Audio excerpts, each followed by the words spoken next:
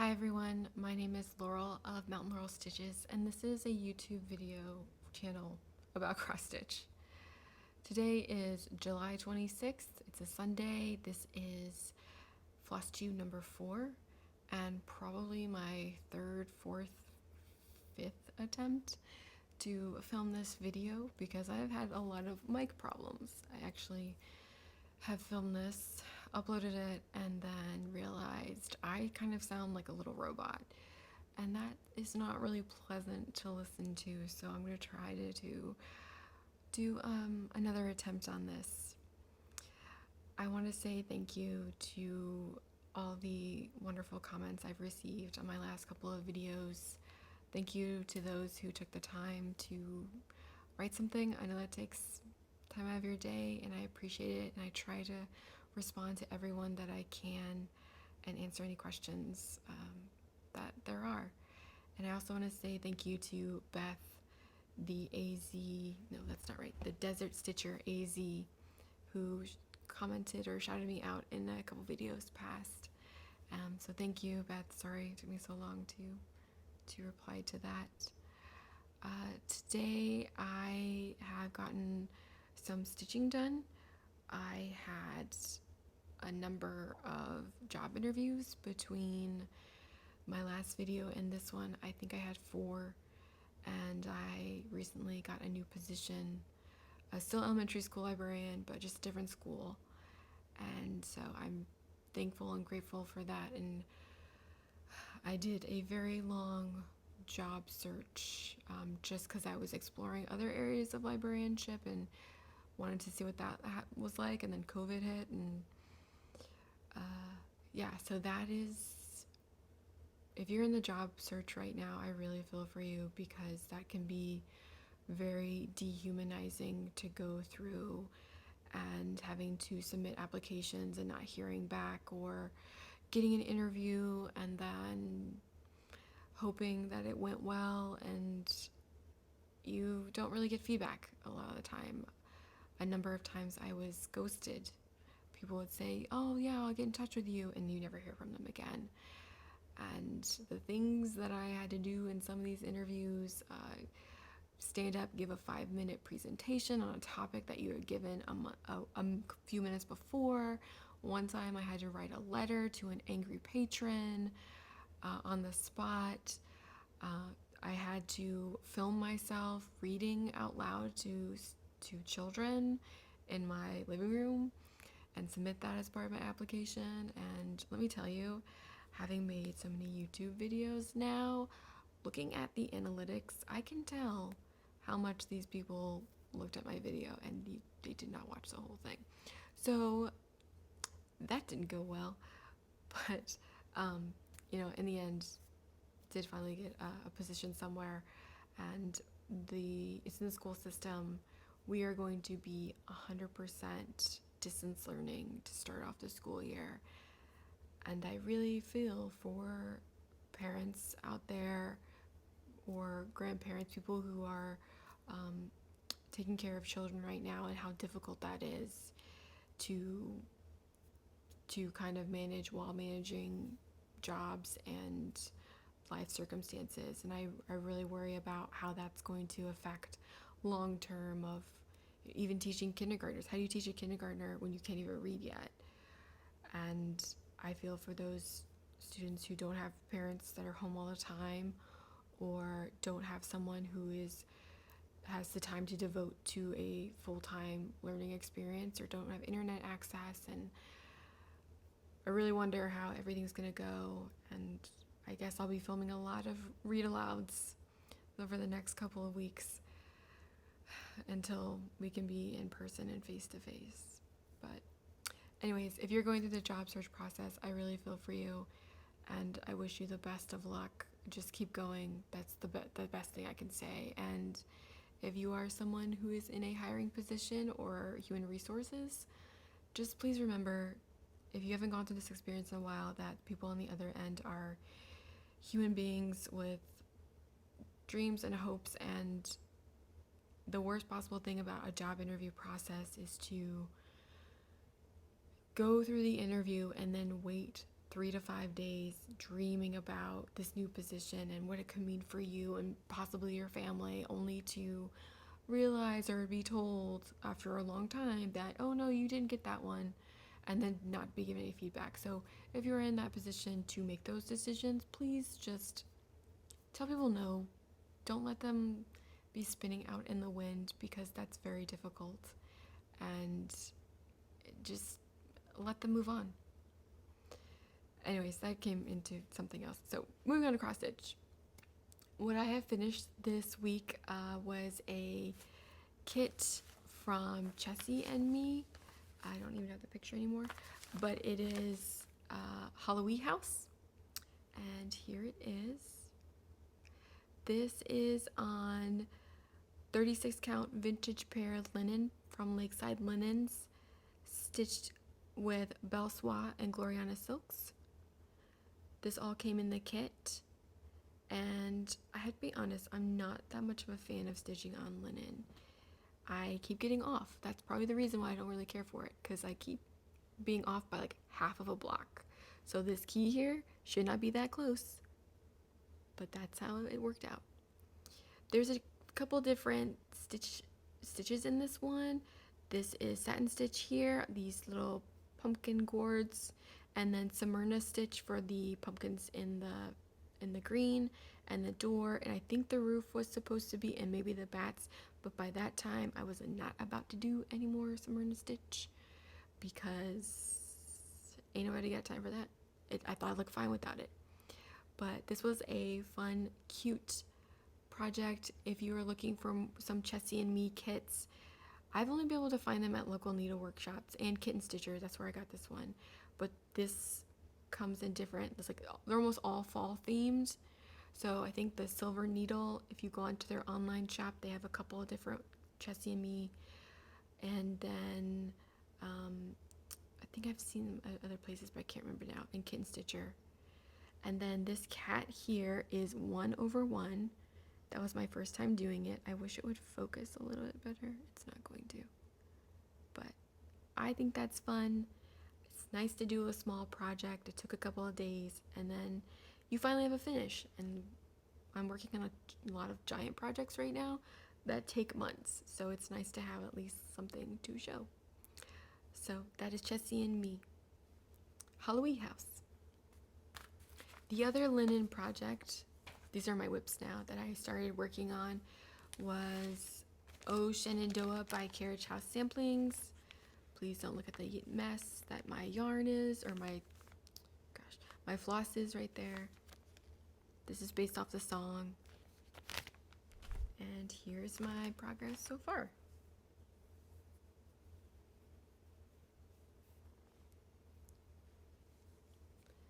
This took forever to do this, like a chunk of blue here, and I'm still off.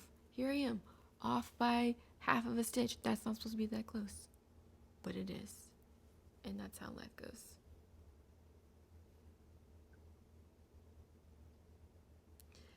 So this is stitched on 28 casual linen ren, using all the called for threads, stitched 2/2. And I'm not going to rip out my stitches because they are off by half here. You can't even tell. But I can tell. And I'm just going to keep going with it. But this is a lot longer. Like that's a lot more than I thought it was going to be, which is basically my life with cross stitch. That was more complicated than I thought it was going to be.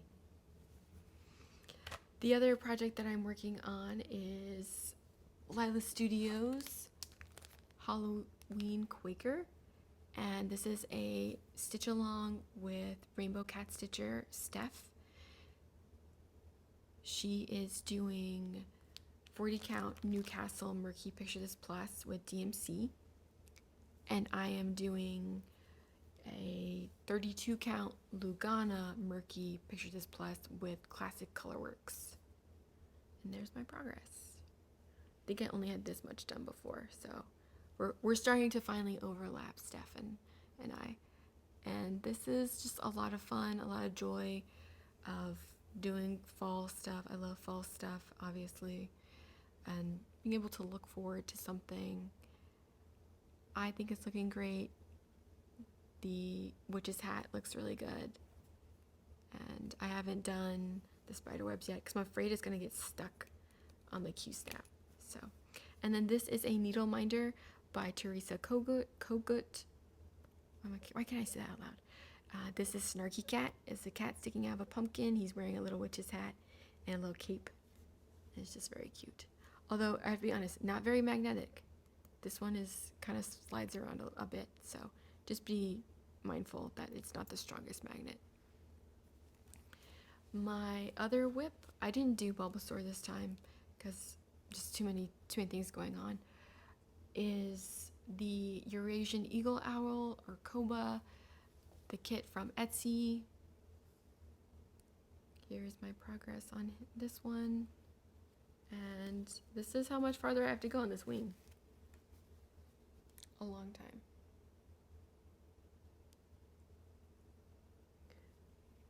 So it's going to be like 33 inches from end to end. And I think it's looking really great, especially if you look at it from distance.